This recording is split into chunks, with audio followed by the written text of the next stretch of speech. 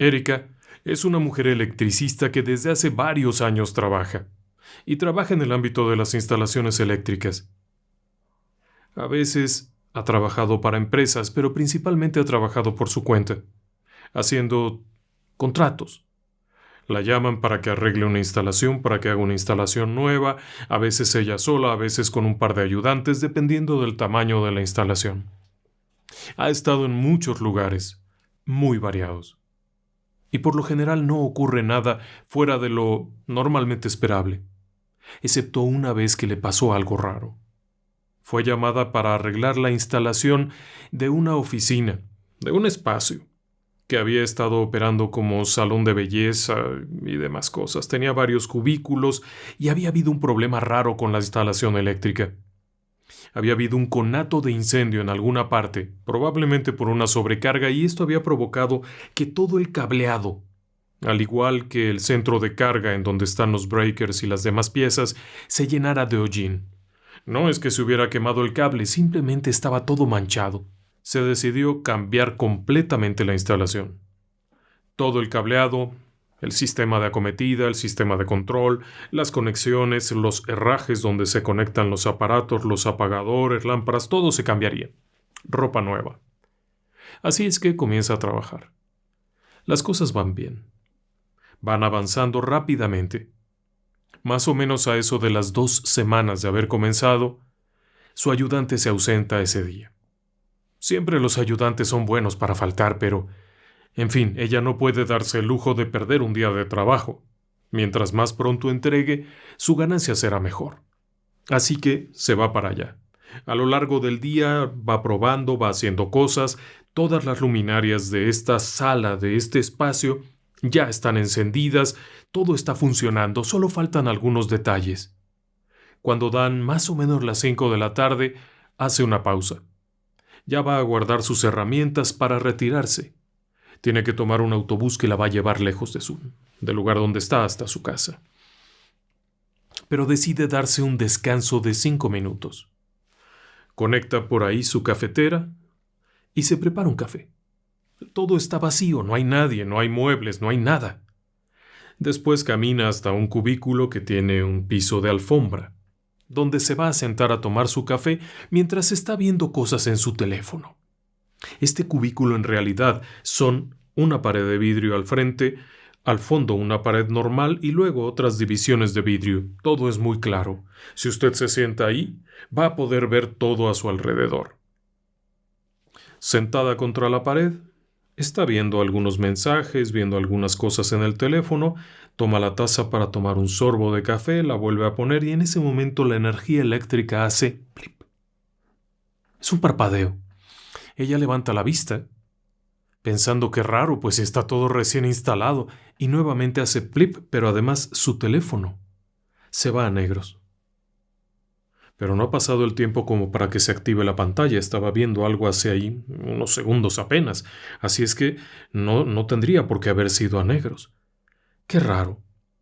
Aquello que ha vivido, ese instante raro, ha hecho como si de pronto hubiera una interferencia fuerte tanto en las lámparas como en el propio teléfono. Ella se queda un poco desconcertada y cuando levanta la vista, frente a ella, no olvide usted que hay una pared de cristal. Cuando levanta la vista, ve su reflejo, ve el brillo de su teléfono que ha vuelto a encender y ve a un hombre parado junto a ella, que está extendiéndole la mano como para ayudarse a levantarse. Es un gesto de amabilidad. Inmediatamente ella siente un escalofrío que le recorre todo el cuerpo de punta a pie, porque está sola. Y ahí no hay nadie. Vuelve a mirar al espejo, puede ver de nuevo el reflejo de su teléfono y puede ver de nuevo aquella silueta con más detalle. Lleva una especie de sudadera, una especie de suéter con capucha y puede ver la mano absolutamente blanca que se extiende más allá de la manga de aquella prenda de vestir como para ofrecerle la mano. Ella se levanta y en ese momento desaparece todo. Y es cuando siente esa sensación de frío, esa sensación rara. Toma su teléfono, lo guarda, toma su bolso, su suéter y sale. Durante los días siguientes no volvería a sentir nada, ni a ver nada. En el lugar no sabe si había una historia. Solamente que ese día, junto a ella, había una persona que no estaba físicamente, solo estaba su reflejo en una ventana. ¿Quién era? ¿Qué hacía ahí? ¿Quién sabe? A veces así son los fantasmas. ¿Se queda conmigo? Comenzamos.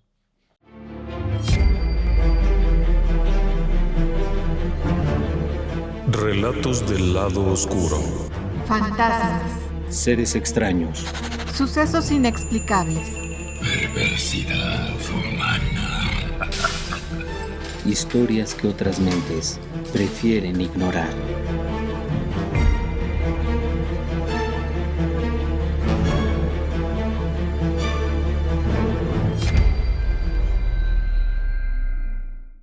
Ahora déjeme que le lleve a la Argentina, a la provincia de Buenos Aires. Hace unos 15 años. Máximo. Máximo en aquel entonces era un chaval, un muchachillo de unos 15 años, con muy malas ideas y con muy malos amigos. Solían hacer cosas tontas, robar cosillas, meterse a las casas, a los lugares que estaban vacíos, arrancar cosas, meterse, esconderse, escaparse de la escuela para ir a hacer maldades. No eran buenas compañías y no eran buenos tiempos para este muchacho con semejantes ideas. Pero no robaban algo por necesidad. De hecho, aquel grupo de chicos todos pertenecían a familias más o menos acomodadas, que tenían la posibilidad de pagarles un colegio particular, elegante y de buen nivel. Máximo era, por así decirlo, un pillo. Se había convertido en un pillo. No es que lo supieran sus padres. De haberlo sabido sus padres, la paliza que le habrían dado lo habría enderezado completamente. Pero así se movía esto. De pronto faltabas a la escuela, de pronto te escapabas para irte a meter por allá con los amigos, a ver qué cosa malvada hacías, qué travesura. Puede sonar simpático, puede sonar divertido, pero la realidad es que iban por muy mal camino.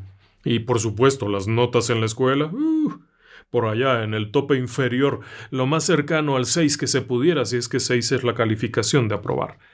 Como sea, cerca de la escuela había una casa que era una verdadera tentación.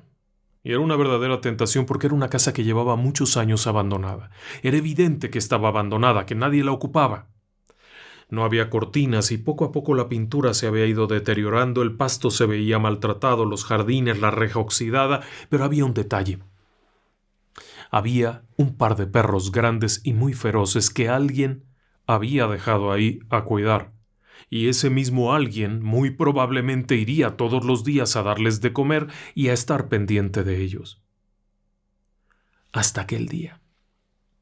Ese día, uno de los compañeros de Máximo llega diciéndole: «He pasado por la casa y resulta que ya no hay perros, ya no hay nadie. Vámonos, vamos a ver qué hay allá». Y se escapan de la escuela. Así, con esa tranquilidad espiritual, se fugan de la escuela brincando una barda y corren para allá. Al llegar, efectivamente no están los perros. Logran trepar la reja, se saltan, pero para no ser vistos, planean entrar por la parte de atrás. Seguro hay una puerta en la parte de atrás.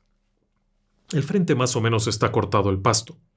No está crecido, está muy descuidado todo, pero no está aquello hecho una jungla. Pero apenas dar la vuelta, bueno, es una jungla. Esto tiene varios años de estar deshabitado.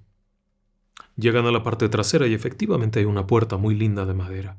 También hay una especie de fuente que con el paso del tiempo se ha llenado de una cosa verde, le han nacido plantas, bueno. Con un poco de esfuerzo y maña abren la puerta, forzándola por supuesto, y se adentran en aquella casa. La casa está completa. Completa. Se pueden ver los muebles, los enseres domésticos. Hay una nevera, hay un aparato eléctrico, una licuadora, etc. Ellos no van a robar eso.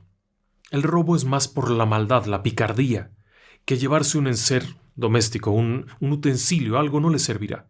Además tienen que llevarlo en la mochila, por lo que buscan cosas pequeñas, y esto es un paraíso. Resulta que allá está la cajonera del comedor, la zona del living. Todo esto está lleno de cosas. No se llevaron nada. Esta casa la cerraron el día que se fueron y punto. Máximo decide echar un vistazo arriba. Algo lo jala, algo lo llama. Es difícil saber el qué, pero conforme va caminando, siente este llamado, como que algo le pide que suba, que suba, que suba, y empieza a subir. Llega a una recámara grande, probablemente la recámara de los padres de familia. Al abrirla, bueno, está la cama, están los demás muebles, está el placar. Hay incluso todavía ropa de cama. No están las cortinas ya, pero está la ropa de cama. Todo está lleno de tierra, polvo, algún bicho que se metió, algún pájaro, hay telarañas por todas partes. Está muy sucio aquello. Camina un poco más allá, porque siente como que es para allá. No puede decirlo, pero siente esto como que lo jala, lo jala. Empuja una puerta y al mirar adentro, la sorpresa es fea, es una sorpresa desagradable. Es una habitación de una persona joven. Está la cama. Todavía está la ropa de cama. Se ven todavía ropas más por aquí, por allá. En la pared hay pegados pósters. ¿Se acuerda usted de la época de los pósters? Todo el mundo tenía un póster pegado en su pared. Hay pósters de cantantes, de cosas que se entiende que le gustaban a esa persona.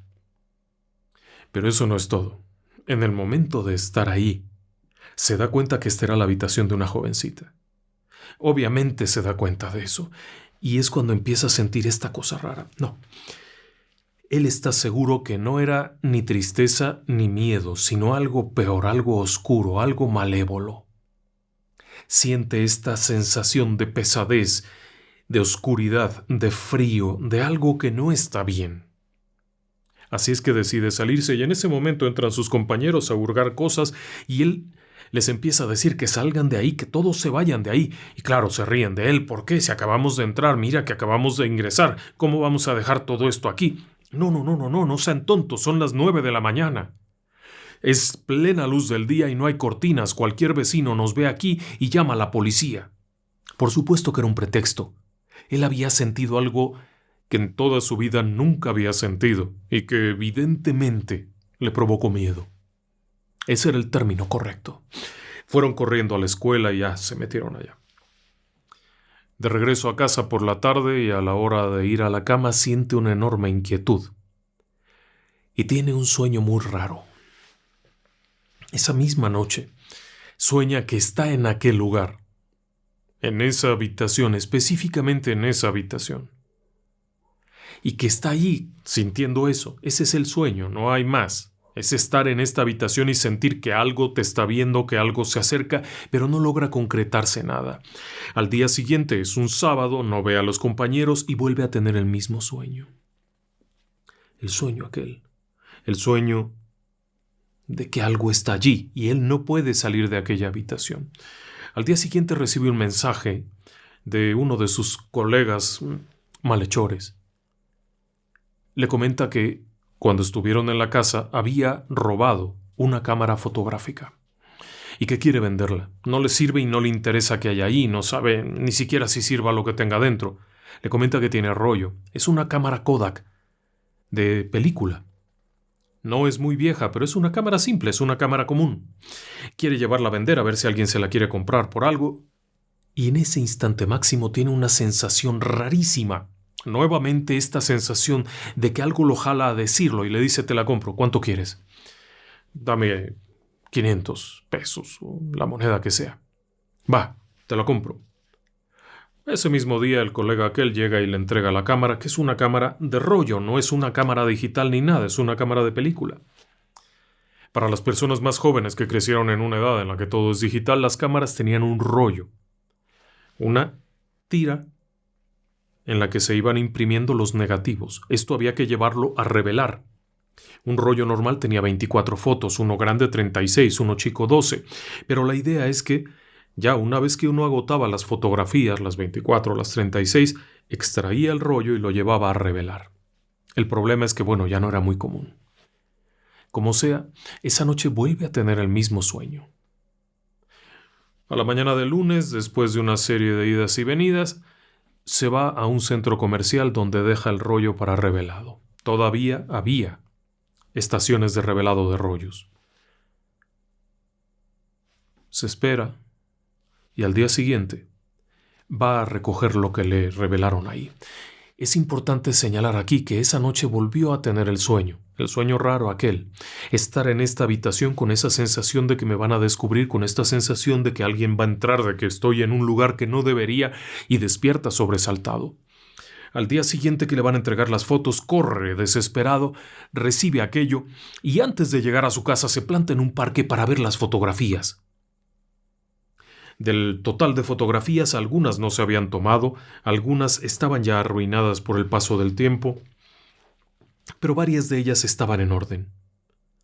Algunas fotografías eran simplemente de la habitación. Alguna fotografía era de la casa, algo, y en una de las fotografías salía una joven, una chica, con un perro. Y en otra de estas fotografías aparecía la misma chica con los ojos cerrados. No eran fotografías macabras. No había nada extraordinario allí.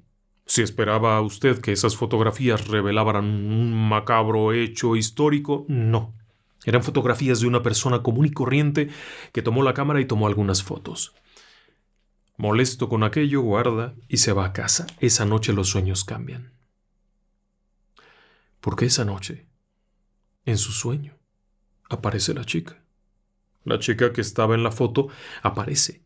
Y aparece con un rostro entre enojado y triste. Es un sueño muy raro porque esta jovencita se le planta. Él comienza a soñar y le aparece esta criatura ahí.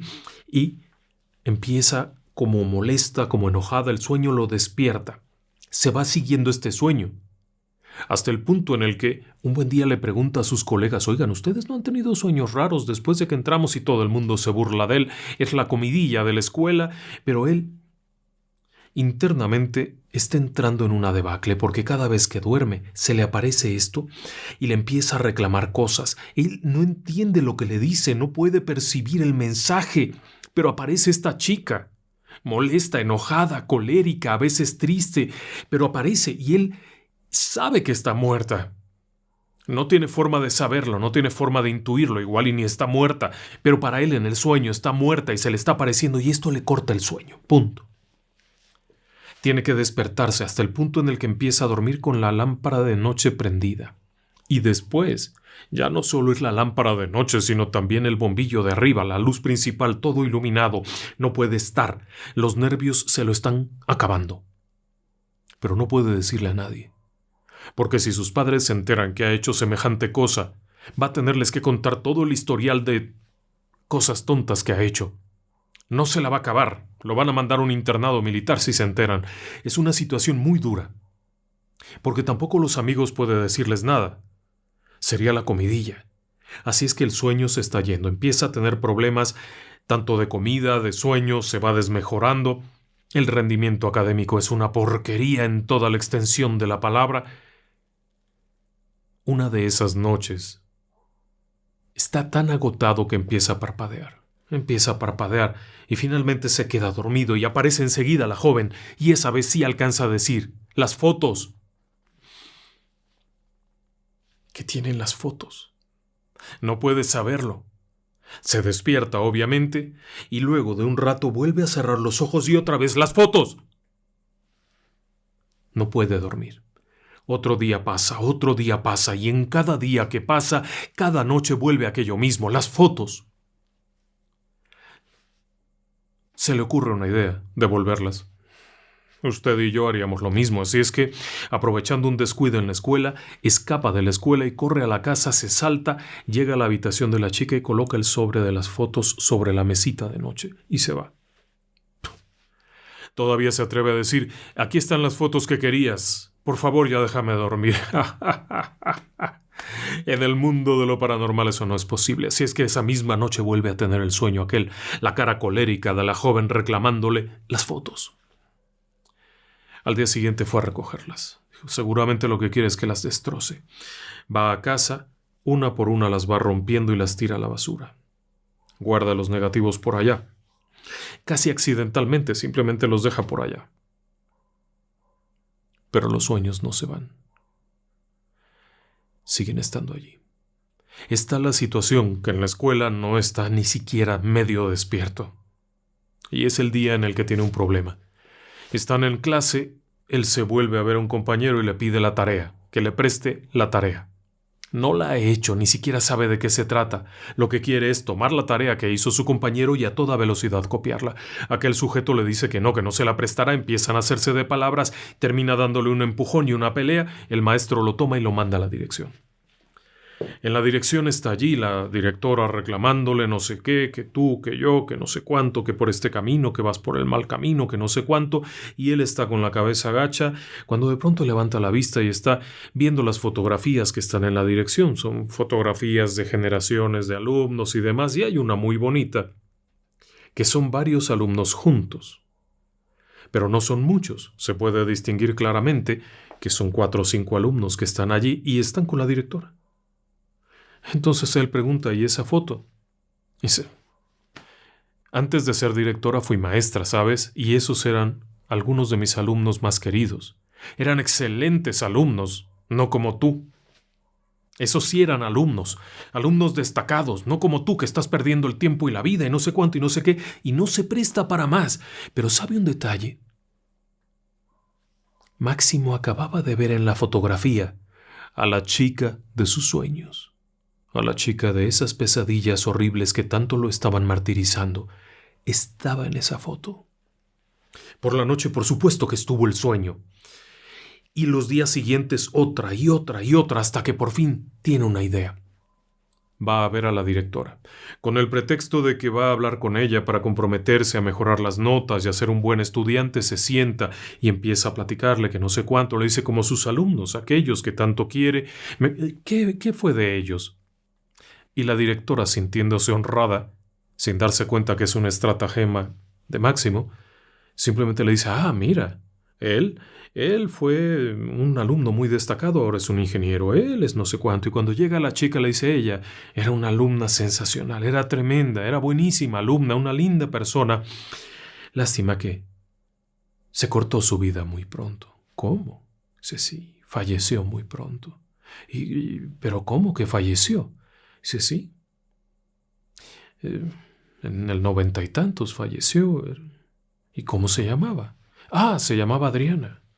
¿Y Adriana? ¿Y de qué murió Adriana? Hombre, pues de un ataque cardíaco o algo así. Hubo muchos rumores, pero es de malas personas andar divulgando rumores. Simplemente falleció, es una tristeza.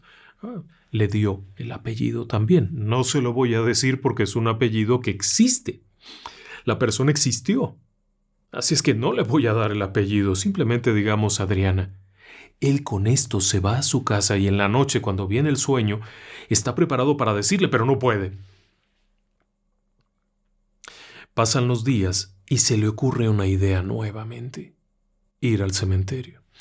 Ahí cerquita hay un cementerio que pertenece a esta zona donde está la escuela, donde está la casa abandonada. Va y pregunta. En principio nadie le hace caso, hasta que les dice, es mi familiar. Es un familiar mío, que falleció hace muchos años y quiero ver dónde está su tumba para atender y para pagar lo que haya que pagar, que no sé cuánto, y casualmente apareció. Le dieron las indicaciones de a dónde debería de ir. Allá va, y efectivamente allá hay una tumba, apenas se puede ver el nombre, hay hierba crecida por todas partes. En alguna época hubo una foto. Había un óvalo en donde debería de haber habido una foto y otra a un lado y otra a un lado. No pierda de vista eso. Se pone a limpiar un poco y en eso llega un cuidador que le pregunta si desea que le ayude a limpiar y todo eso. Le dice que sí es familiar y él dice que sí, que en realidad no la conoció, pero era su familiar. Y ahora está buscando para arreglar la tumba y dice, hombre, fue una tragedia. Sí, mi tía se fue muy jovencita. Dice, sí, bueno, no se fue. Eso pasa cuando se le deja a alguien encomendado a la negra. Cuando se pide algo a la negra, te lo cobra, y mientras más grande es lo que pedís, más caro te lo cobra. Después de eso le dice, bueno, yo regreso en unos días con mis padres para ver lo de los gastos y demás. Sí, anda y ve. Se fue con esa idea. Aquel hombre se refería a un pacto. La negra, la muerte, como quiera usted llamarle.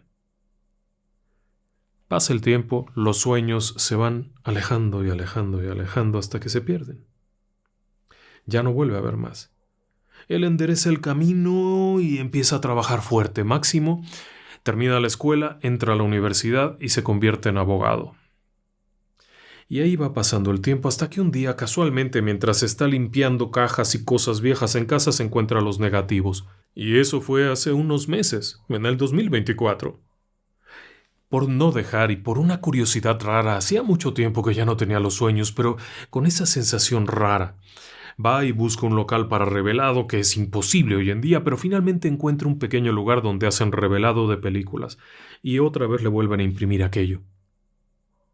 Pensando quizá que con esto volverían los sueños, pero no vuelven los sueños. Pero a partir de esto vuelve a despertarle la curiosidad por saber, y preguntando aquí y allá y con los contactos y con un elemento de la policía y con un hombre que ya se había retirado de las investigaciones, descubre un secreto tremendo. La joven había muerto en el 90 y tantos. Inmediatamente después sus padres habían emigrado hacia la región de Mendoza, en donde se habrían dedicado exitosamente al tema de los vinos, logrando crear una empresa exitosa y les había ido de maravilla hasta que una buena tarde el marido toma una escopeta y le dispara un escopetazo a la mujer y luego se mata. Eso fue algo que lo dejó muy impresionado. No tiene una explicación para esto, obviamente. La casa antigua ya no está allí. El lugar fue limpiado, totalmente demolido aquello, se construyeron edificios nuevos. La tumba nunca más la volvió a ver. Nunca fue a buscarla, nunca fue a ver si había algo más, simplemente lo dejó allí. Los sueños no regresaron, pero siempre se quedó con la idea. ¿Qué es lo que había vivido? ¿Por qué lo buscaba? Quizá las fotos que habían sido robadas de su tumba, algo que le significaba. ¿Cómo saberlo?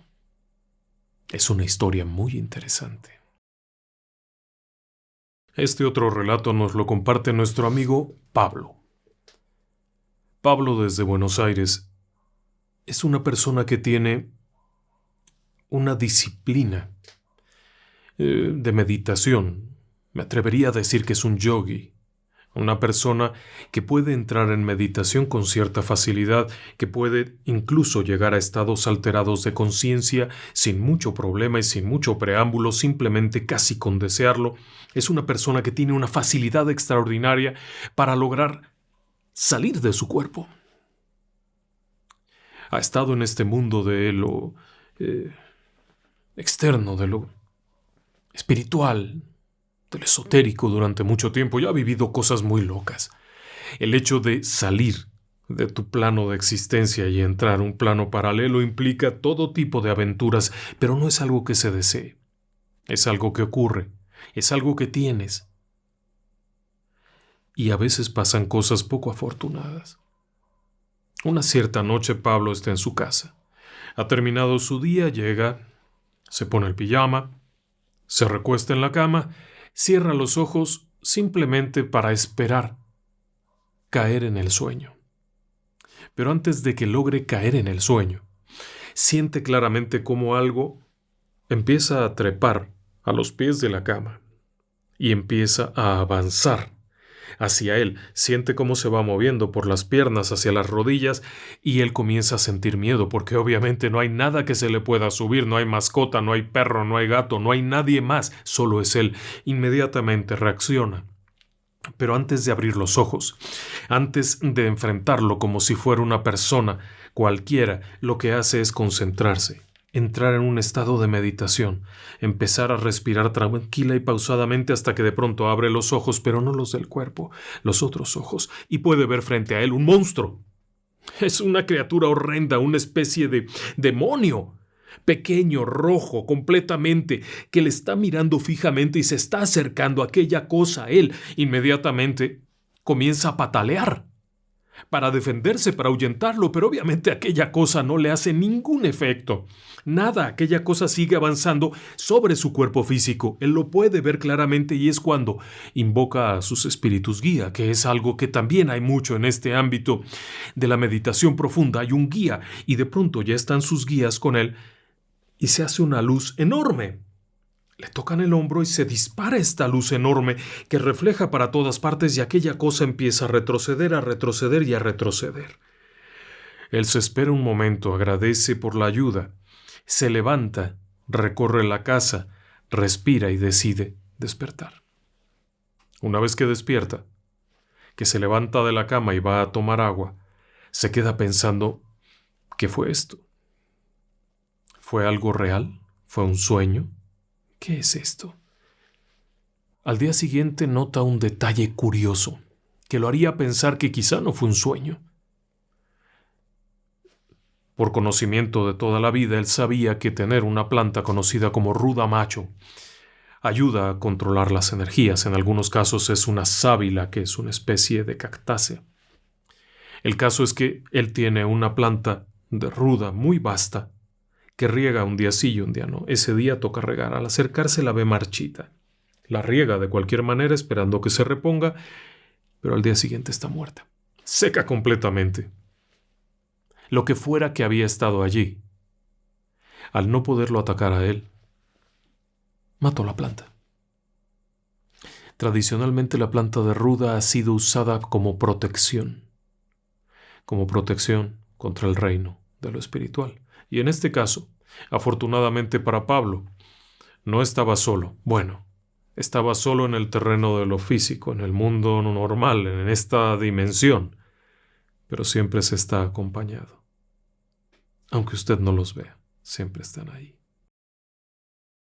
Ahora déjeme que le lleve a Costa Rica, en Alajuela. En este sitio está Jaime. Jaime nos narra una experiencia verdaderamente inusual. Cuando era un niño, no un niño pequeño, simplemente un niño, su tía comenzó a acercarse a una persona indeseable. La tía era la tía L. Vamos a decirle así. Si se llama Laura o Leticia, no importa, la tía L. La tía es una mujer agradable, simpática, muy platicadora, que se detiene a platicar, y un buen día, charlando con la vecina de 3 o 4 casas más allá, descubre que tienen ideas afines y que les interesan los mismos temas. La bendita vecina era una curandera, era bruja y era un montón de cosas. Y la tía L va y se mete allá. Y se siente fascinada porque descubre todo este mundo de lo esotérico, de lo sobrenatural, de lo misterioso, de los conjuros, de aquello, y empieza a ir diario. Esta tal mujer a la que le llamaban Concepción se vuelve inseparable, pero inseparable en esto, en hacer cosas, en preparar conjuros, en hacer cosas de esas, hasta que de pronto un buen día la tía L empieza a actuar rara. Empieza como que le dan estos calambres, que cae al piso y se empieza a retorcer de una forma horrenda que si la intentan sostener no pueden. La casa de nuestro amigo Jaime está junto a una bodega de azúcares y de harinas y cosas de esas, donde hay unos hombretones que descargaban camiones pesados, sacos de más de 50 kilos, corrían con esto con 100 kilos en la cabeza, 2 sacos en la cabeza, era gente muy fuerte, así es que los llaman como ayuda. Pero entre 4 hombres fuertes, acostumbrados a la carga fuerte, no logran contenerla. Cómo se retuerce, se va a partir a la mitad. Es una cosa horrenda.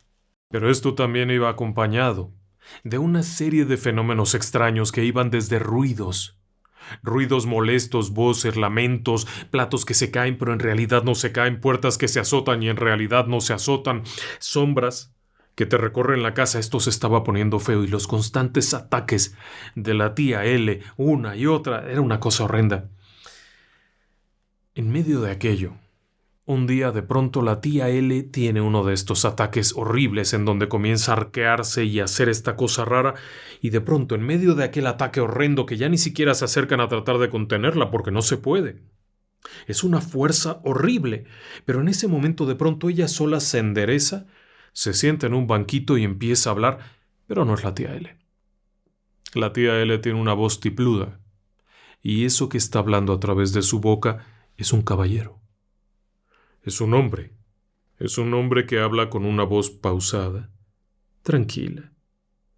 Es un hombre que habla con un acento raro, pero al mismo tiempo con una suavidad que transmite una tranquilidad enorme. En el momento en que comenzó el ataque, estaba ahí la mamá de la tía L, estaba ahí su hermana, que es la madre de Jaime, había 2 hombres de aquellos de la bodega, y de pronto todos sintieron ese cambio en el ambiente. De pronto el ambiente se hizo grato y agradable. Y cuando de pronto le pregunta a la mamá, bueno, ¿y tú quién eres? Aquella voz responde, soy Rogelio Yucamusqui. Por supuesto que todos se han de haber quedado viendo unos a otros. Soy maestro iluminado. Y L está en grave riesgo. Está poseída. Está en riesgo de muerte. Si no la ayudamos, va a morir. Pero su cuerpo va a seguir aquí. Poco a poco, eso que la está ocupando va a dominarla. Cuando los ataques desaparezcan es que ya se habrá consumado la ocupación. Mi labor es ayudarla y protegerla y guiarla. Todo el mundo se quedó sorprendidísimos. Nadie sabía nada de esto, nunca lo habían oído mencionar, no sabían qué era esto, quién rayos es eso, qué broma es esta. Bueno, los ataques siguieron. Y los fenómenos siguieron así. Pero no solo eso. De pronto, volvía esta voz tranquila y apacible. Cuando aparecía la voz tranquila, todo estaba en paz. Claro que no le creían muy bien a bien hasta que de pronto un día empieza la voz agradable aquella de Yucamusqui, como le llamaban, y empieza a decirles, bueno, sé que no me lo van a creer, pero tú tienes este problema y este y este y este, y no le has dicho a nadie nada. Y efectivamente era real, y tú esto otro y esto otro, y no lo habían dicho, eran cosas que solo cada quien sabía, y de pronto esta criatura, este ser, les estaba describiendo aquello, y les explicó lo que tenían que hacer, cómo protegerla, cómo ayudarla. Bueno, siguieron adelante con esto, y de vez en cuando la tía empezaba a sentirse mejor, pero otra vez decaía. Fueron a traer sacerdotes, en una ocasión, para que hicieran oración. El abuelo fue por ellos. Cuando estaban a 3 o 4 cuadras, la tía L comenzó como loca a gritar, ¡ya vienen, ya vienen!, como si fueran varias voces al mismo tiempo en medio de aquella habitación. Se sentía el ambiente cargado, como si hubiera mucha gente desesperada moviéndose. Se sentía así, como si hubiera mucha gente ahí, y esas voces que salían una después de otra, ¡ya vienen, ya vienen! Se abre la puerta cuando va a entrar el cura principal y se oye esta voz horrible que sale de la garganta. Este hijo de... ya llegó. ¡Pum! Silencio. Empiezan las oraciones y sí, el jefe de aquellos sacerdotes dijo que esto era una posesión y que había que ayudarla y que había que hacer un exorcismo mayor y todo aquello. Pero realmente no se hizo. El obispo no dio autorización. Poco a poco también las apariciones de este personaje llamado Rogelio Yucamusqui fueron siendo más esporádicas. Él lo había dicho, mi presencia aquí solo estará hasta que ya no podamos ayudar más. Y así fue. Después de que ya no aparecía esto, poco a poco fueron todas las cosas volviendo a su lugar. Ya no sufrió los ataques nuevamente. La tía L parecía volver a ser la misma, pero su salud ya estaba muy comprometida. La pregunta que todo el mundo se hace es, ¿se fueron? ¿O realmente ya se ocuparon todo el cuerpo? Porque eso es lo que había anunciado este personaje. Y sabe algo curioso. Este personaje del que le he hablado, Rogelio Yucamusqui, no es muy conocido. Solamente unas pocas personas han oído hablar de él en círculos esotéricos. Se dice que es un maestro iluminado. Una persona que al trascender de esta vida había sido tan profundo en sus meditaciones, tan avanzado espiritualmente, que tras la muerte se dedica a ayudar. Es la idea que hay. Ellos nunca lo habían oído. No pertenecían a ningún círculo esotérico. Cosa que nos llamó la atención profundamente. ¿Qué había pasado ahí? Israel nos platica algo desde la Ciudad de México. En México hay un templo que se conoce como el Templo de Nuestro Señor de Chalma. Es una iglesia que está relativamente lejos de la Ciudad de México, pero que año con año recibe cientos de miles de visitantes, peregrinos. Muchos de ellos llegan caminando desde distancias enormes. Es una advocación de Jesucristo, de nuestro Señor Jesucristo. Es una imagen antigua. La imagen como tal es del siglo XVI. Y siempre se le ha considerado como una imagen muy milagrosa.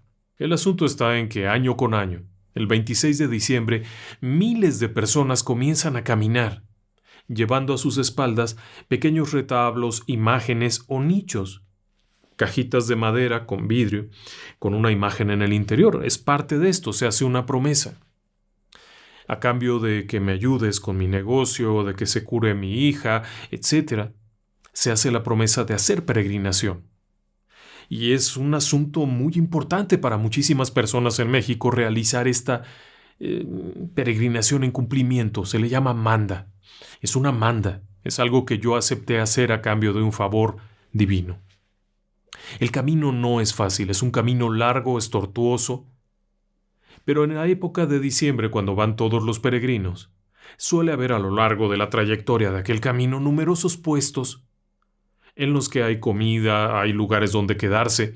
Son provisionales, pues, vas caminando. Entonces, si de pronto te agarró la noche y puedes llegar a uno de estos puntos intermedios, te sientas ahí, comes algo, te acuestas, te rentan ahí un pedazo de una cabaña, ahí te duermes y al día siguiente continúas. En promedio son 3 días desde la Ciudad de México caminando. No es fácil. Para nuestro amigo Israel, esto fue diferente. Y fue diferente porque en el 2019 su familia contrajo COVID. Sí, estaban muy graves todos. Estando en el hospital, hizo una promesa. Si se salvaba su familia, cumpliría, caminando hasta allá, hasta Chalma, fuera de la fecha. De tal forma que no pudiera ir acompañado ni con todas las ayudas. Lo haría solo y fuera de la fecha. Y sí, la familia salió adelante, salvo el abuelo que trágicamente murió a sus 80 años, pero el resto de la familia siguió adelante, así es que tenía que cumplir la manda. Él ya había recorrido ese camino año con año. Era algo que hacía con mucha devoción, así es que cada año, el 26 de diciembre, junto con los amigos de su colonia, empezaban aquella peregrinación. Era algo que había hecho muchas veces. Hombre joven, muy fuerte, muy atlético, no tenía problema en aguantar todo el recorrido ida y vuelta. Pero esta vez fue diferente porque era en junio. Comenzó a caminar y hasta un cierto punto del camino su amigo lo fue acompañando, un amigo de toda la vida. Él no podía ir esa vez, así es que se despidieron y él siguió adelante. El camino te va llevando desde un punto que se conoce como Cansacaballos hasta el punto del Arenal. Él va caminando normalmente, pero en eso ya se está oscureciendo y empieza a llover. Cuando llega al Arenal, normalmente ahí hay una cabaña, hay una señora que hace comida y eso, pero ese día no hay nadie. Está la cabaña ahí, pero está vacía. A la distancia alcanza a ver como una fogata ya perdida, pero eso no es buena señal. Está en un lugar peligroso. En esta zona hay talamontes, gente que corta árboles ilegalmente y que no quiere que los vean haciéndolo. También hay asaltantes, salteadores de caminos, que si ven a un hombre solo por ahí, bueno, van a ser presa fácil, aunque sea por robarle el calzado. Así de miserables son. Pueden matar a alguien para quitarle unos tenis. Así es que él se da cuenta que está en riesgo. Se mete a esta cabaña y ahí se sienta un momento a descansar mientras fuma un cigarrillo. Pero en ese punto, cuando está ahí, comienza a sentirse observado. Es una sensación incómoda, es una sensación rara, y de pronto todo se empieza a llenar de niebla. Con esta neblina densa, decide que lo mejor es irse de ahí. Lo que sea que está pasando allá donde hay esa fogata no es de su incumbencia. Sale de la cabaña, lleva consigo este nicho que es una caja de madera más o menos grande en la que viene una imagen del santo de Chalma. Ahí dentro se la cuelga de la espalda y empieza a caminar. La niebla aquella le da una sensación rara al paisaje. Lleva una linterna, pero no quiere encenderla. Y no quiere encenderla porque sería delatar su propia posición y quizá esos tipos vengan a por él. Así es que guarda la linterna y va caminando. Pero esta sensación de estar siendo observado es muy macabra. Es como si hubiera alguien aquí junto viéndote y él constantemente voltea, pero es raro. en una de esas tantas situaciones tiene que seguir caminando. Ahora va para el Cedral, que es otro punto del camino. Y cuando está por ahí, de pronto, siente esta sensación más fuerte que nunca, y en medio de aquella soledad y de la oscuridad y la neblina hay una risa junto a él. Algo se está riendo junto a él. Él siente un escalofrío, pero de los pies a la cabeza, porque esto pareciera estar aquí, a 3-4 metros, esa risa extraña. Aquí no hay animales que hagan ese sonido, y de pronto no solo es eso, sino que estando en este punto, mientras va caminando tratando de alejarse de lo que sea que se hubiera reído, escucha en el cristal de su propio nicho, del que lleva en la espalda, él cariñosamente llama al amigo. El amigo, aquella imagen religiosa, en el nicho este que lleva en la espalda, escucha pac, pac, pac. Repentinamente alguien ha golpeado 3 veces en el cristal de aquella imagen. Él siente que se le acaba el mundo y comienza a correr, a caminar más y más y más rápido, alejándose de esto, y escucha otra vez la risa que hay en la distancia. Pero peor aún, conforme va caminando, de pronto, así de entre la vegetación, alcanza a ver una mano que sale y se le prende de la chamarra. Él jala el brazo y se le rasga la chamarra y sigue rezando, empieza a rezar. Al pasar el Cedral, lo que sigue es un punto conocido como Agua de Cadena. Es un lugar, no es un pueblo, no es nada, simplemente es un sitio en donde hay un montón de puestos de comida, de hospedaje. Son puestos muy improvisados, pero solamente están allí cuando hay peregrinaciones. Normalmente no hay nadie. Así que cuando llega aquello está abandonado completamente, no hay nada. Y él alcanza a oír a la distancia cómo empiezan a aullar los coyotes, los perros. Allá a la distancia se vienen acercando los ruidos y distingue 3 luces que vienen moviéndose. Son como rojizas, amarillentas, vienen haciendo estos movimientos. Él sabe de qué se trata. Ha oído mucho de esto. Brujas. Así es que sin dudarlo, se mete al lugar que está más cerca, que era una especie de cabaña, de choza. Tiene un techo como de lona, pero está protegido, no se va a mojar. Allí se mete y espera, está rezando. Conforme está allí rezando, escucha como aquello se mueve por allá, se oye la risa para allá, se oye para allá, y él sigue rezando. Todo lo que se sabe se lo va rezando, hasta que de pronto ya hay silencio.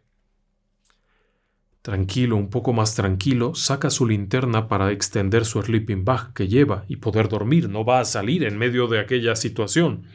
Prende la luz y frente a él está la imagen de una persona. Hay un retrato de alguien, una foto de un hombre, con una veladora a un lado que ya se apagó y una imagen de un Cristo toda rota que está ahí. Él siente pena por haberse metido. Así es que le dice: «Perdóneme, señor, me metí a su local. Discúlpeme, pero es que tengo miedo y... cuídeme, por favor». En ese instante vuelve a escuchar los sonidos. Pero ahora no solamente es la risa aquella que se oye venir. De pronto oye sobre de esta especie de techo como de lona, láminas, escucha algo que se mueve ahí, y es cuando él vuelve a rezar, hasta que se queda recargado encima de su sleeping bag, dormido del cansancio. Cuando amanece se siente bien. Se siente bien, toma sus cosas, arregla aquello y comienza a caminar. Temprano comienza el camino. Después de Agua de Cadena sigue el punto de las minas. Luego viene Santa Marta y luego el Ahuehuete. Cuando finalmente llega al Ahuehuete son pasadas las 6 de la tarde y está ya un poco más tendiente a oscurecer. El resto del camino fue sin novedad. Todo ha sido tranquilo. Pasó por donde está Don Meli. Todo está bien. Pero al llegar al Ahuehuete, siente este cansancio raro. De ahí ya está cerca el pueblo de Chalma. Pero todavía hay que quedarse un rato, no se puede pasar de noche. Pero él siente este cansancio tan raro que lo que quiere es dormir. Y ahí en el Ahuehuete hay gente. Así es que pregunta cuánto le cobran por dejarlo dormir ahí, y alguien le dice que 250 pesos, pero en el piso, no hay cama.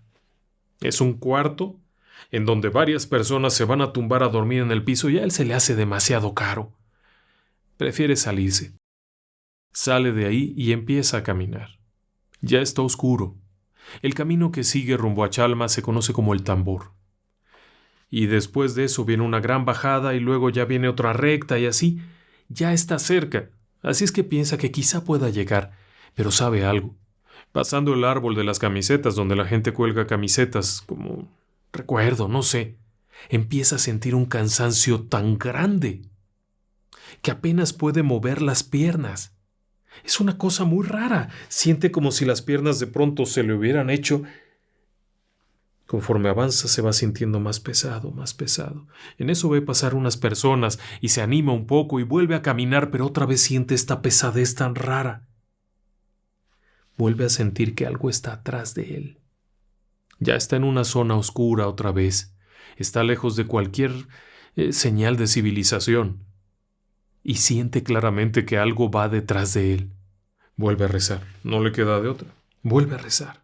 Puede caminar un poco más, pero sabe algo. Empieza a sentir esto como que lo jalan para un lado. Él sabe que solo hay un camino. El camino va junto al árbol donde están las camisetas, derecho. Si te haces más para allá te vas a un voladero. Allá hay unas barrancas. Él sabe que no, pero siente como si alguien lo estuviera llevando para allá, hasta un punto en el cual, de hecho, lo jalan. Siente claramente cómo alguien lo jala del nicho que lleva en la espalda, de ahí lo jalan, y es cuando desesperado enciende la lámpara y ve y está en la orilla del precipicio. Retrocede inmediatamente y vuelve a caminar con las fuerzas que le quedan, alejándose de ahí. Todo este tiempo ha sentido eso, que algo lo quiere dañar, que algo lo quiere lastimar. Al final termina por ver por allá lejos una luz. Se adelanta y llega allá y se sienta. Pasan unos muchachos ahí, medio marihuanos, medio raros, pero finalmente los acompaña. Uno de ellos le dice: te ayudo a cargar tu santo. Dice: no, es una manda que hice, tengo que cumplir, nomás los acompaño tantito. Pero cuando se da cuenta ya no están, ya se fueron. Los perdió. Así es que sigue caminando y otra vez esta sensación de pesadez, que ya no se puede, y otra vez sentir la risa aquella, sentir la presencia de esto que está a su alrededor, que lo está rodeando, hasta que grita: Señor mío, sálvame. A voz en cuello grita aquello, y es cuando puede volver a caminar. El trayecto ya era más corto. Tendría que haber dormido allá atrás, pero no lo hizo. Siguió caminando hasta que llegó a Chalma, cerca de la 1 de la tarde. Llegó a un lugar, tocó la puerta. La persona que le abrió lo vio y le dijo: ¿qué te pasó? Nada, vengo muy cansado, ¿puedo quedarme? Sí, pásate. Era una especie de hotelito. Tenía una cama, cayó y durmió todo el tiempo, desde la 1 de la tarde hasta el amanecer del día siguiente. Temprano se fue a la iglesia, escuchó misa y después se fue a confesar. Ahí con el cura. Estando ahí le platicó aquello, lo que había vivido. El cura le dijo: calma. Lo bueno es que ya llegaste. Le dio un abrazo, le dio la bendición, lo roció con agua. Pero había un problema. Para regresarse era un problema real lo que tenía, porque se le habían allagado los pies. Se había llenado de ámpulas. Una cosa horrorosa, que casi no podía caminar, así es que decide salir y sentarse afuera de la iglesia ahí con sus pensamientos y eso. Salió el cura nuevamente, lo volvió a bendecir. Y cuando se ve los pies para curarse, para lavarse, ya no tiene nada. Pudo volver sin novedad. Pero siempre se ha preguntado qué fue lo que encontró en aquel camino. ¿Qué era lo que lo quería desviar, matar, dañar? Siempre queda la pregunta. ¿Acaso era una tentación? ¿Estaban tratando de dañarlo? Era un hombre de fe, estaba cumpliendo una promesa que había hecho al Altísimo. Y eso es algo importante. La promesa se hace de ir a un cierto punto, pero la promesa no es a la figura de barro, sino al que está arriba, y ahí parecía que no lo querían dejar. Ha vuelto a ir en otras ocasiones. Sí, es un hombre que sigue yendo, pero no le ha vuelto a pasar aquello. Ahora le voy a platicar otra historia. Erika nos platica una situación que vivió en un momento de su vida. Cuando tenía 21 años las cosas iban bien. Trabajaba, era vendedora, viajaba constantemente, le estaba yendo bien, tenía su propio auto, siendo muy joven. Así es que las cosas marchaban bien en su vida. Cuando cumplió 21 años, su jefe le regaló un libro. Llegó y le dijo: ten, toma. Quiero que leas este libro. Era un libro de Paulo Coelho. Verónica decide morir, creo que se llama. El asunto está en que a ella realmente no le quedó claro por qué le había regalado eso ni para qué. Así es que no prestó mucha atención y siguió con el ir y venir. Y de pronto este hombre, el jefe, entraba y le decía: «Oye, ¿qué pasó? ¿Ya leíste el libro?» «Ya estoy en eso. Ya casi lo leo». Pero seguía insistente en que lo leyera. Ahora déjeme decirle que es un libro común, se puede comprar en cualquier parte, estaba hasta en las tiendas, en Sanborns, en cualquier lado.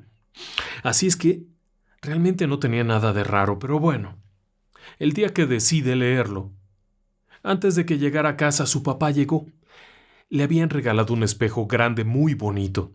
En su lugar donde trabajaba habían desarmado un área de la oficina y a este espejo ya no lo iban a ocupar, así es que preguntó si se lo podían regalar y se lo regalaron. Lo llevó y se lo puso a la hija. Era perfecto para la recámara de esta chica, Erika. El caso es que ponen el espejo, ya lo aseguran, es ya tardezón, ella se sienta, saca aquello y se pone a leerlo. Está leyéndolo cuando por alguna razón levanta la vista.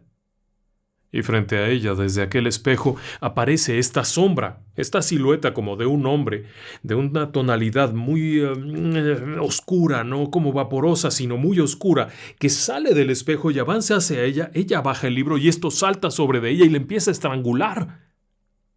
Le empieza a asfixiar, ella se empieza a ahogar, casi no puede hablar, se está muriendo y lo único que se le ocurre es comenzar a rezar algo, a gritar, a hacer alguna cosa, hasta que de pronto esto desaparece. Aún con ese sofocamiento, con esa sensación de ahogo, tratando de hablar con su madre de forma gutural, llega y le dice qué fue lo que le pasó. La mamá piensa obviamente que es su imaginación, que fue una pesadilla, que se quedó dormida mientras leía esto, pero esto apenas fue el comienzo. A partir de ese punto, las cosas comenzaron a ir muy mal. Comenzaron estos sueños horribles, estas pesadillas horribles en las que esa cosa volvía y volvía y volvía, y entonces también comenzó a tener problemas en su salud. Porque al igual que el caso que le platicaba de las fotografías, estos sueños afectan el constante ir y venir de la vida. Tuvo que ir con un neurólogo, pensando que se estaba volviendo loca. Fue entonces con un psiquiatra, fue con un psicólogo, fue con un médico general, con un internista, nada. Lo que le mandaran no servía nada, se estaba acabando. Porque además esto no fue de 8 días. Déjeme decirle que siguió, y siguió, y siguió. El jefe aquel ya no estaba, pero esto seguía, y ella tenía estos sueños y estas cosas raras como de pronto saber las cosas que iban a pasar, una especie de evidencia espontánea. Como el día que se levantó en la madrugada de su cama y salió corriendo a sacar todas las cosas del coche, sin saber por qué. Y cuando se fue a trabajar, un camión la golpeó y despedazó la parte de atrás del coche, justo de donde estaba sacando todo esto. Y cosas así pasaban. De pronto sabía que alguien se iba a morir y era terrible. Esto la estaba acabando. Se hizo muy delgada. Bajó de peso horriblemente, trastornos de la alimentación, ya sabe usted lo que se dice, anorexia, bulimia, no. En este caso no era eso, era simplemente que esta cosa la seguía, ataca y ataca y ataca y ataca. Y entonces fue cuando pidieron ayuda a la iglesia. Su madre era una persona cercana a la iglesia y empezaron a visitarla. Sacerdotes, que realizaban oraciones constantes. Cuando vino el Papa a México, la mamá fue a verlo. Allá a Guanajuato a conseguir una bendición especial. Volvió y poco a poco ella se fue recuperando, hasta que aquello desapareció por completo. Es difícil saber qué era porque en realidad no le dijeron de qué se trataba, no le dijeron si era una posesión o qué, pero con el paso de las semanas de estar en oración, esto desapareció. Por supuesto que quitaron el espejo, tiraron el libro y se deshicieron de todo aquello. ¿Quién sabe qué pasó con el tal jefe porque ya no lo volvió a ver? Después de eso ella contrajo matrimonio, pero siguió teniendo cositas raras, como el día que nació su bebé. En el hospital de pronto sintió que alguien la tocaba en la espalda. O le pegaba en la espalda, porque fue un dolor muy fuerte. No se le quitaba el dolor, pero ella vio a alguien que le pegaba en la espalda, pero lo vio desaparecer también. Como si hubiera desarrollado una habilidad extraordinaria para poder ver a los que ya no están. Y sí, a partir de aquella experiencia horrible, que nunca supo qué fue, los curas aquellos que la ayudaron no le dijeron si era brujería o qué, Quizá en realidad el jefe le regaló ese libro porque pensó que a una jovencita le caería bien. Quizá no era una intención de dañarla. Simplemente, en el momento en el que estaba leyendo, ese espejo podría haber sido usado para algo. Como sea, quedó con esta posibilidad de ver cosas. Esa vez del hospital terminaron rociándola con agua bendita en la espalda y fue como sintió que se liberaba. Porque al parecer se le había quedado ahí pegado a alguien. Son de esos casos que no se explica a uno. ¿Qué fue lo que pasó? El espejo había sido utilizado como portal, había sido utilizado para el mal. ¿Cómo saberlo? Pero fue una combinación que por poco le cuesta la vida. Ahora déjeme que le platique otro caso. Aura nos cuenta una historia de su hermana. Cuando su hermana tenía 15 años vivían en Colombia, en Medellín. El caso es que la hermana era increíblemente sociable. Una chica encantadora, amiga de todo el mundo, siempre rodeada de gente y era una chica además muy bonita. Tenía muchos amigos, pero todos ellos eran compañeros de la escuela. No buscaba nada, no quería tener un novio, no le interesaba. Ella lo que quería era platicar, reírse. Siempre que la visitaban sacaba su álbum de fotos y a reírse y a contar cosas. La mamá de Aura es una persona especial en muchos aspectos. Es una persona que ve. Sí, y también cura. Es una persona que a lo largo de los años ha sido visitada por muchísimas personas pidiéndole ayuda, desde ayudarles a curar a un niño enfermo, a un niño espantado, ayudarles a saber qué está pasando, y a veces también puede ver a los que ya no están, a los muertos. Pasan los días y la hermana de Aura, esta bonita chica, tiene una experiencia muy triste. Estaba siendo acosada por un compañero. Este tipo constantemente le está insistiendo en que quiere que sea su novia, y ella un buen día se le planta enfrente y le dice: entiéndeme una cosa, no quiero ser tu novia, yo no busco novio, no te quiero como novio, y no voy a aceptar ser tu novia. El tipo se va, pero unos días después, mientras ella está platicando con unas amigas, el tipo aparece por detrás, le toma el pelo y le corta un pedazo y se arranca corriendo como loco. A ella le dio tanto coraje, pero luego empezó a darle miedo. El tipo ni siquiera volvió a la escuela. Ya no regresó. Pero bueno, no le dijo a nadie aquello. Se lo guardó.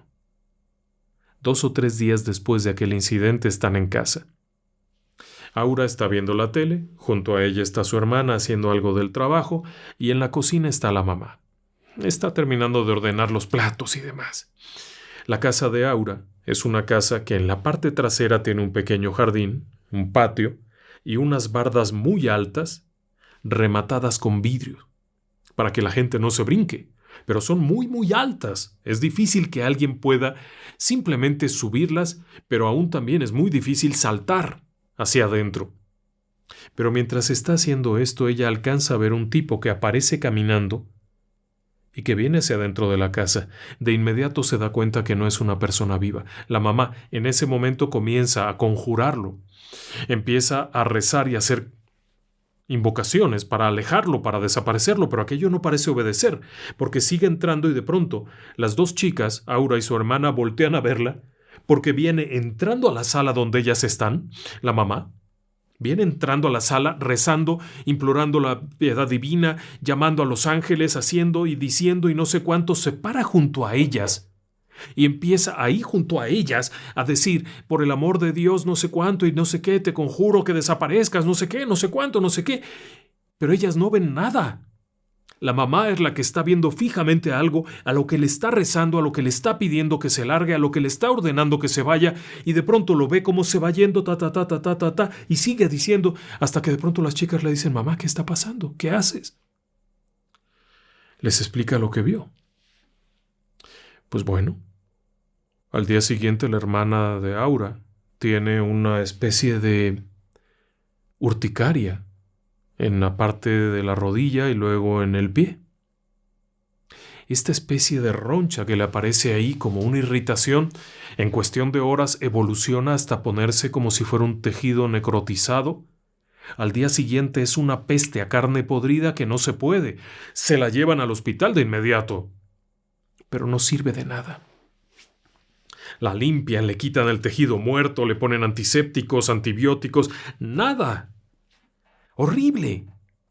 La mamá se da cuenta que esto no es natural, pero no puede ayudarla. Es tan fuerte aquello que no puede ayudarla. Lo que sea que hayan hecho es tan fuerte que no la puede ayudar. Y ella sigue pudriéndose. Aquella roncha que empezó como una pequeña irritación está creciendo galopante y despide este olor nauseabundo, y al mismo tiempo pasan cosas raras en la casa. De pronto algo se te mueve, pasa corriendo junto a ti, algo te toca en la espalda y ella llora constantemente hasta que un día le dice a la madre: «Tienes que acompañarme». «¿A dónde?» «Voy a la casa de este sujeto». «¿Cuál sujeto?» La madre no sabía. Así es que la chica le explica lo que ha ocurrido y dice: «¿Cómo pudiste no decírmelo? Es muy grave. ¿Sabes dónde vive?» «No, no lo sé. Pero voy a buscarlo». La mamá le dice: «Espérate, pues vamos a investigar». «No, es ahorita». Y en ese momento se arrancan caminando como si algo la fuera guiando a esta chica. Va avanzando, de pronto llega a un lugar, dice: «Es ahí». La mamá se le queda viendo y dice: «¿Cómo sabes?» «Porque es ahí». Toca el timbre y abre la puerta una mujer. Dice: «Sí, diga». «Esta es la casa de fulano de tal». «Sí, aquí es». «Necesito hablar con usted». «¿Quién eres?» «Soy fulana de tal de la escuela». «Pásate. Pásate inmediatamente. Pase, señora, pasa». Y las pasa. Le dice: «No sabes qué alegría me da verte. He rezado por poderte encontrar durante muchos días». «¿Cómo?»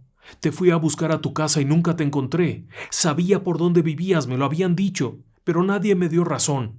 Y resulta que la mamá era conocidísima. En toda la zona, no solamente en su colonia, sino en toda la zona, todo el mundo la conocía, sabían que... Y esta chica tenía amigas por todas partes. Con preguntar en la tiendita habría sido suficiente, pero algo había impedido que le contestaran. El asunto era más grave de lo que se imaginaban. La mujer aquella le dijo: «Quería decirte que mi hijo te quiere matar. Mira lo que hizo». En el interior de la habitación del joven había una mesa con un lienzo negro, con unas velas, con unas cosas, y ahí una fotografía de la chica. La fotografía era de su álbum. Este tipo había aprovechado algún momento y, como a ella le gustaba sacar fotos y todo esto, se había robado una foto y junto a esta el mechón de pelo que le había cortado. La mujer le dijo: «Yo no sé cómo hizo esto, no sé qué es esto, pero está aquí.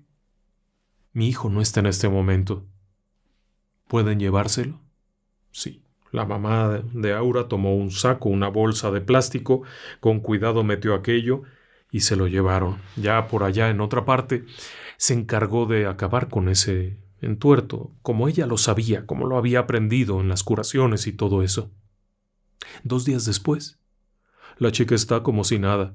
Sí le quedó una huella. De hecho, en donde tuvo aquella putrefacción el tejido no regresó. Quedó con unas cicatrices horribles en la parte de la pierna y del pie provocadas por aquello, pero no volvió. El objetivo de este encantamiento era acabarla, matarla, podrirla. De hecho, el día que el sujeto aquel le cortó el mechón de pelo, antes de arrancar corriendo le gritó: «Si no eres mía, no eres de nadie», y desapareció entre la gente. La gran pregunta es: ¿qué fue de él? Nunca lo supieron. Pero de acuerdo con las personas que saben de esto, cuando uno de estos trabajos se echa a perder o se rompe de alguna forma, se devuelve a quien lo provocó. Así que probablemente tuvo que pagarlo varias veces más. En fin, esta noche es todo lo que queríamos contarles. Han sido relatos extraños e intrigantes. Aprecio mucho que me compartan estas experiencias y les envío un fuerte abrazo a todos. Muchas gracias, buenas noches y que descansen en paz.